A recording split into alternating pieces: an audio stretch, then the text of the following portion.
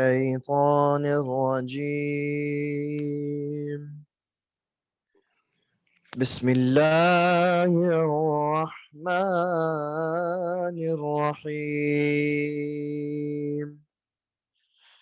يا أيها الذين آمنوا إذا قمتم إلى الصلاة فاغسلوا وجوهكم وأيديكم إلى المرافق وامسحوا برؤوسكم وأرجلكم إلى الكعبين وإن كنتم جنبا فاطهروا وإن كنتم مرضى أو على سفر أو جاء أحد منكم من الغائط أو جاء أحد منكم من الغائط أو لامستم النساء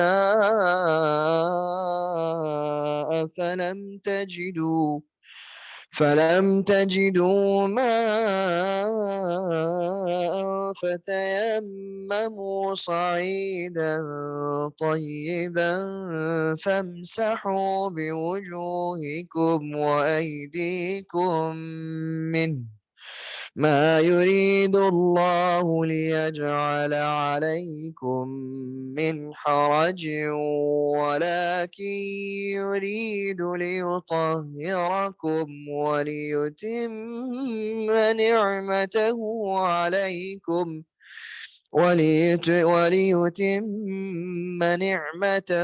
عليكم لعلكم تشكرون. واذكروا نعمة الله عليكم وميثاقه الذي واثقكم به إذ قلتم سمعنا وأطعنا واتقوا الله إن الله عليم بذات الصدور. يا أيها الذين آمنوا كونوا قوامين لله شهداء بالقسط ولا يجرمنكم شنآن قوم على ألا تعدلوا اعدلوا هو أقرب للتقوى واتقوا الله إن الله خبير بما تعملون. وعد الله الذين آمنوا وعملوا الصالحات لهم مغفرة وأجر عظيم. والذين كفروا وكذبوا بآياتنا أولئك أصحاب الجحيم. يا أيها الذين آمنوا اذكروا نعمة الله عليكم إذ هم قوم أن يبسطوا إليكم أيديهم فكف أيديهم عنكم واتقوا الله وعلى الله فليتوكل المؤمنون. صدق الله مولانا العظيم وبلغ رسوله النبي الكريم صلى الله عليه وآله وسلم.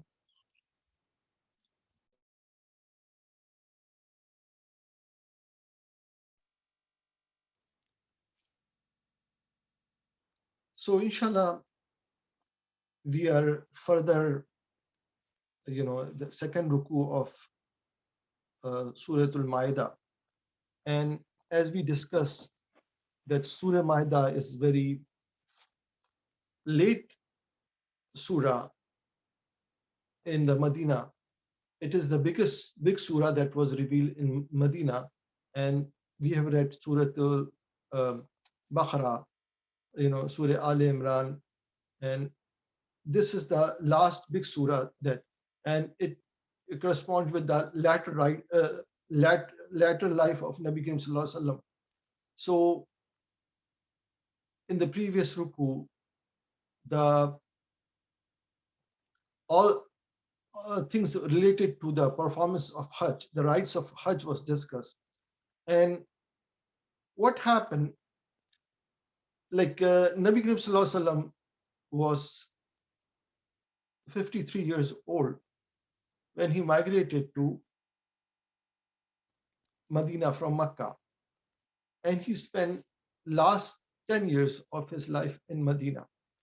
And this last 10 years of his life were very eventful.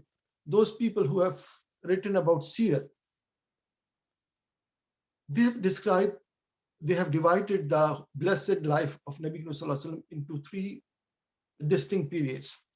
One is from his blessed birth to age 40, in which he showed an exemplary character, and people of Makkah started calling him Sadiqul Amin. And the second part is the one from the age 40 to age 53, in which he declared his prophethood and invited people to Islam. And the third part, which is the last 10 years of his blessed life, in which he established Islamic state in Medina and propagated Islam that way. So how are we supposed to follow the example of Nabi Karim Sallallahu Alaihi Wasallam and these three distinct periods into our lives? So all the ills and evils in this world, we are like basically our religion is the religion of tabligh or propagation of Islam or the mission of Islam. And this first period of Nabi Karim Sallallahu Alaihi Wasallam life, from his blessed birth to age 40, in which he propagated Islam just by an exemplary character, but he did not present teachings of Islam. So we ordinary Muslims, we are supposed to follow that. Like we are not alims, but if we show an exemplary life and that we live an honest life, a good manner life, abstain from the and the life of taqwa, that is the first period of Nabi Karim Sallallahu Alaihi Wasallam life, and that applies to the general people. So this is our way of tabligh.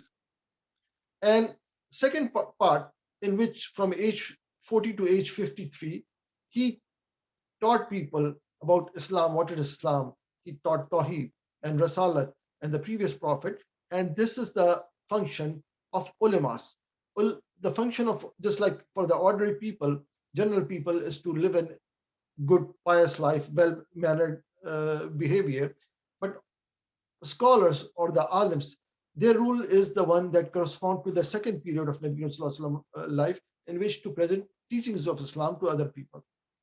And the third period, in which Nabi Sallallahu Alaihi Wasallam established Islamic state and established justice, Islamic laws, that is up to the rulers and the hakim, who have the authority over the other people.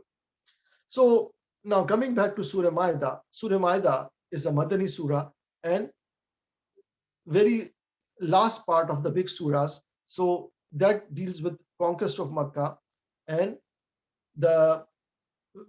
so in the conquest of Makkah, when Nabi Sallallahu Alaihi Wasallam moved to Medina, second year of Hijrat, Battle of Badr took place, and that marked the golden age, the beginning of the golden age of Islam, because before the Battle of Badr, Muslims were considered oppressed people and Quraysh were, but Allah subhanahu wa ta'ala promised them a very decisive victory, and Quraysh was beaten.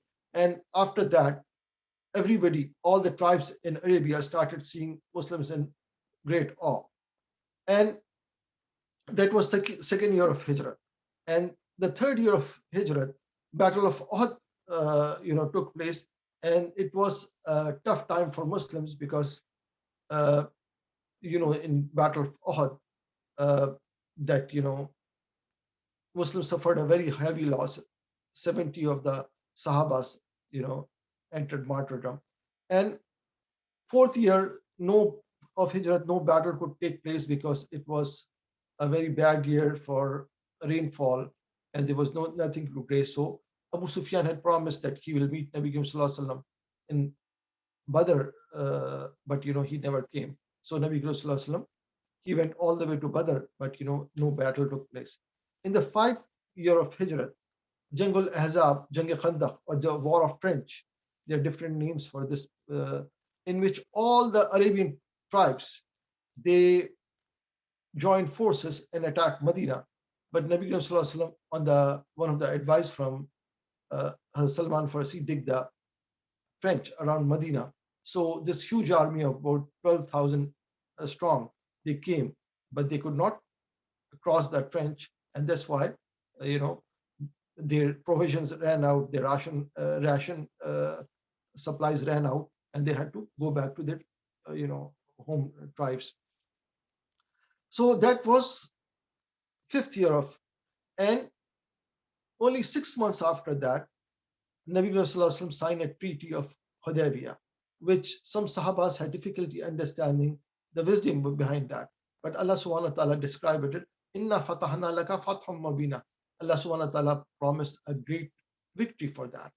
And that came true because when the Treaty of Hudaybiyah was established, peace was established between Quraysh, its allied tribes, and Muslims. So Nabi Sallallahu Alaihi Wasallam, in just 2 years, from 6th year of Hijrat to 8th year of Hijrat, concentrated on his dawah or tabligh. And Allah subhanahu wa ta'ala gave him a great success in just 2 years, that most of the Muslims, they multiplied, multifold.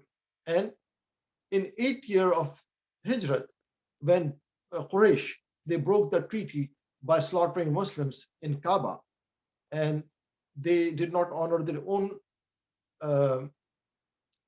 tradition.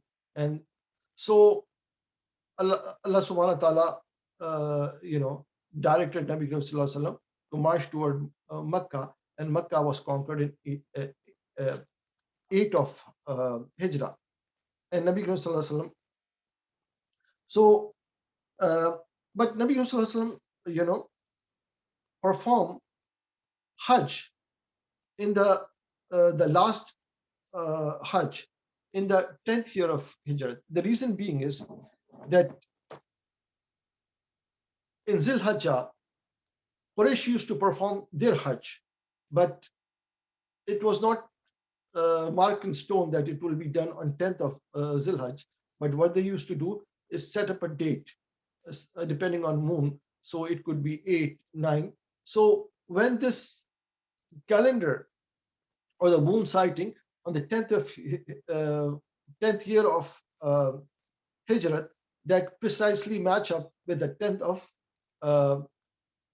Zil Hajj, and that's when Nabi Sallallahu Alaihi Wasallam performed. So in Surah Maida, this is the period in which Surah Maida was revealed, and as we discussed, that Surah Maida is equivalent to the whole book that was revealed to Hazrat Isa alayhi salam. He was given Injil, and Surah Maida is equivalent to Injil. And one of the thing that is being mentioned here, that you believe, when you stand up for salat, so faghsulu. So Allah subhanahu wa ta'ala is describing the wuzu, that how you should perform. So this cleanliness in Islam, or the taharat, is the basic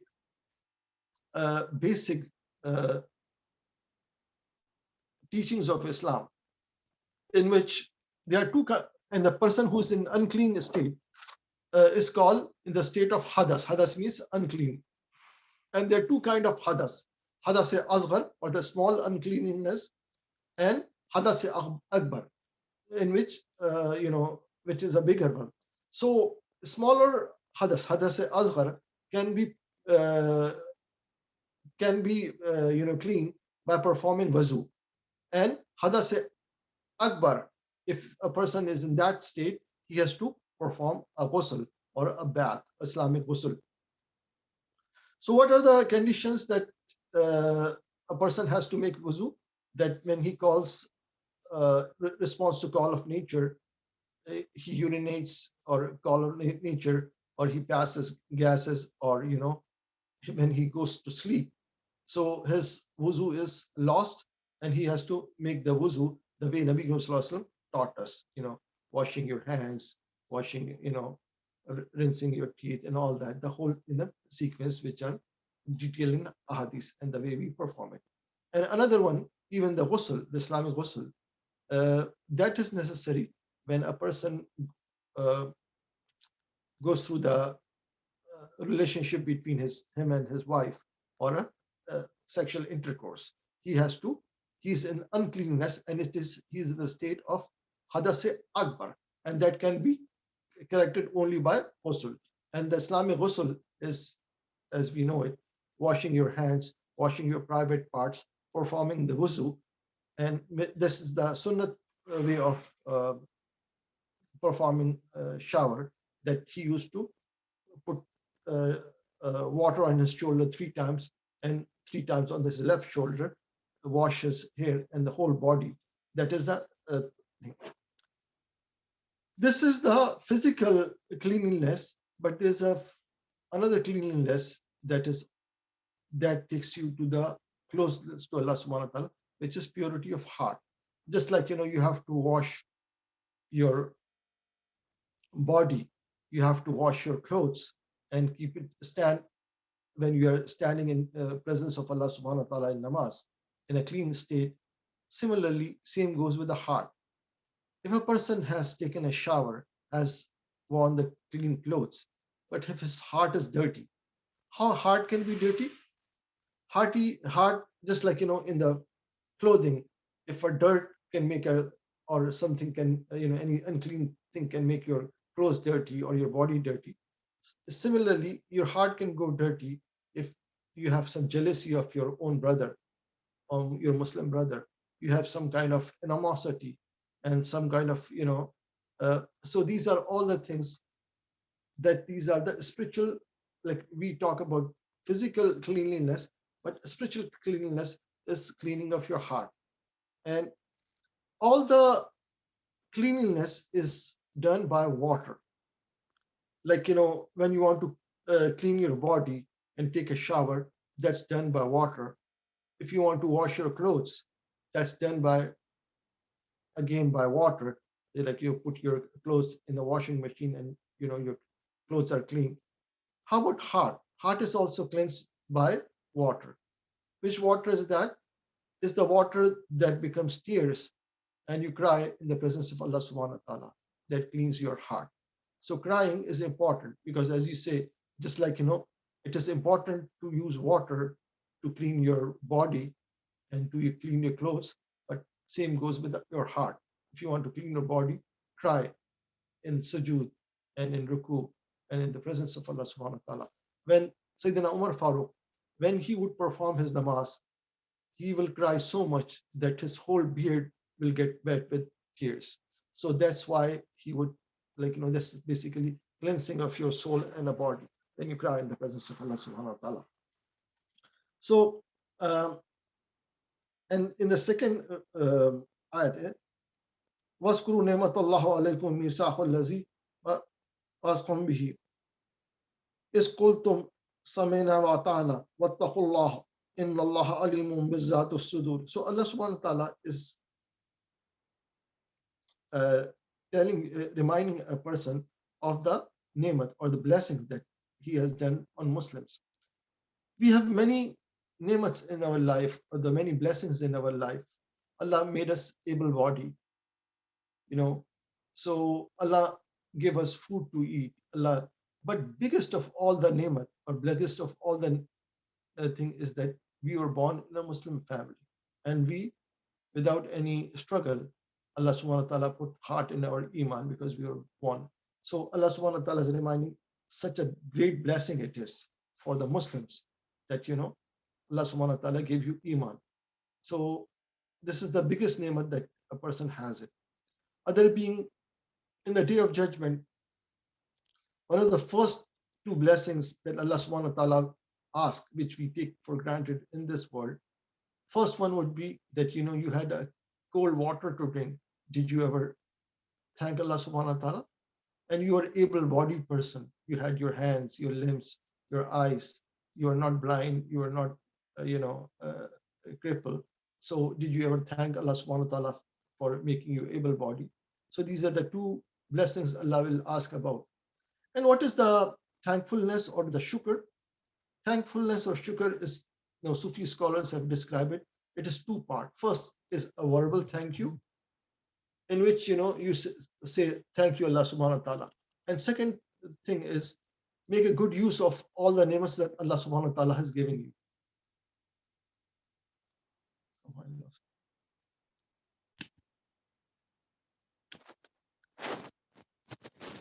So we are, yes,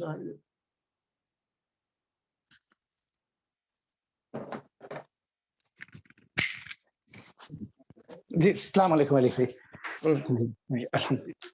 ये क्या loss हो गया screen किसी वजह से। एक minute, आप लोगों को सुनाई दे रहा है मुझे? जी आवाज आ रही है, आवाज आ रही है आपकी। अच्छा, मैं सॉरी, क्या हो गया पता नहीं।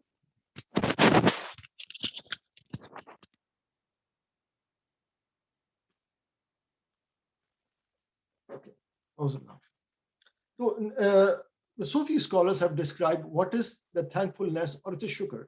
Shukr is a good use of Allah subhanahu wa ta'ala has given us. If Allah subhanahu wa ta'ala has given you wealth, first thank Allah subhanahu wa ta'ala and make a good use of that wealth by spending wisely, by spending on your poor and destitute people. So that's a good, the thankfulness of that. So it in essence, shukr is thankfulness to Allah subhanahu wa ta'ala and making good use of what Allah has given you. Just like, imagine if you have given a gift to a loved one, your child or your wife, and they did not make a good use of it. If you have given as a symbol of love, if you have given a friend a good shirt and he rips it apart and walks over it, so he's not making a good use of that. So this is considered not, he has not made good use, so he's not thanking you. Otherwise, first thing would be a verbal thank you. When he take a gift from you, he will have to say, oh, thank you very much, and then he will wear it, make a good use of it, iron it well, and show it to you that I'm wearing your shirt, so you will be happy. So same goes with Allah subhanahu wa ta'ala's gift. Like, we consider all the good things we have in our lives are basically the gift of Allah subhanahu wa ta'ala. Our health, our wealth, the good family life we have it, the iman we have it. It is not our doing, but it is the gift Allah subhanahu wa ta'ala has bestowed, and we thank Allah subhanahu wa ta'ala. And when we thank Allah subhanahu wa ta'ala, Allah ta'ala increases our. And in the you believe, stand out firmly for Allah as witness for fair dealing, and do not let the hatred of other people do you. So this is the really important thing, that a Muslim believe in fairness and justice, and it is above and beyond all the other things. So the fairness, you cannot put your emotions into that. I will give you example that in one of the battle, Sayyidina Ali, he beat up one of the kafir warrior, and he sat on his chest and he was about to kill him. So that kafir, he thought that just before dying, he could not think of anything. So he spat on Sayyidina Ali. So Sayyidina Ali, he got up. So people ask that, why did you finish the job? So he said that, I was fighting for Allah subhanahu wa ta'ala, but when that person spat on me, so I became furious. And if I would have killed that person, that would have been not for Allah subhanahu wa ta'ala, but rather than for my own revenge. So that was the sense of justice with that. But when you evolve emotion, when Nabi Sallallahu Alaihi Wasallam in 8 Hijri, when the Makkah was conquered, he could have settled the scores. After that, these are the people who have driven him out of into the exile, the Sahabas into exile. They have Quraysh were the people who had tortured the Sahabas of Nabi Sallallahu Alaihi Wasallam and killed some Sahabas, especially the poor and destitute Sahabas of Nabi Sallallahu Alaihi Wasallam. So, but Nabi Sallallahu Alaihi Wasallam, even in the conquest and the spearheading all those things against Islam and Nabi Sallallahu Alaihi Wasallam was none other than Abu Sufyan. But how Nabi Sallallahu Alaihi Wasallam dealt with Abu Sufyan, he said that his house is the house of protected house. He is protected, and anybody who take refuge in his house will be protected as well. So Allah subhanahu wa ta'ala is reminding us that when we do not like somebody, that is important that we still deal with that person justly and fairly. A Muslim always deal people with fairness and justice. And now, what goes into the Hajj? In Hajj, Allah subhanahu wa ta'ala has forbidden any kind of violence in those 4 blessed months. That is Zilqada, Zilhajjah, Muharram. These are the 3 consecutive months, and then Rajab. So all fighting and all violence. So in that time, even if you see your worst enemy performing Hajj, and these are the 3 months, so your animosity cannot overpower you and do something which is Allah subhanahu wa ta'ala forbade you to do, not to fight in the holy sanctuary and not to fight in the holy months. So Allah subhanahu wa ta'ala is saying, reminding us that adopt righteousness, taqwa, or the righteousness, and this is the one Allah subhanahu wa ta'ala bring you closer to Allah. And Allah subhanahu wa ta'ala is saying that and this is the promise of Allah subhanahu wa ta'ala, that anybody who bring iman is the biggest ni'mat, and they do the righteous amanu wa amilu salihati lahum maghfiratun wa ajrun azim. Allah subhanahu wa ta'ala has prepared a great reward for them. وَالَّذِينَ كَفَرُوا وَكَذَّبُوا بِآيَاتِنَا أُولَٰئِكَ أَصْحَابُ الْجَحِيمِ. And those people who denied the verses of Allah subhanahu wa ta'ala and the teachings of Allah subhanahu wa ta'ala, and for them there's a severe punishment. And these are the people of Ashabul Jahim. They are the people of hellfire. Ya ayyuhallazina amanu skuru ni'matallahu alaykum. So Allah subhanahu wa ta'ala is reminding Muslims that the special favor that Allah subhanahu wa ta'ala did it when a group of people try to harm you, and Allah subhanahu wa ta'ala protect you. And so the way it happened, that all the there were a group of people who are trying to hurt Muslims, but Allah subhanahu wa ta'ala protected them. Especially they were confident, Quraysh, that in battle of Ahzab they will surround it. Arab had never seen an army that big as they had assembled in the battle of Khandaq, that is 12,000 strong army. But Allah subhanahu wa ta'ala nullified their strategy by Nabi Sallallahu Alaihi Wasallam and he with his Sahaba. So when he consulted his Sahabas what to do, so some Sahabas say that let's get out of Medina and fight the enemy outside Medina. Some people say that let them come into the Medina and we will fight within the streets of Medina. But it was Hazrat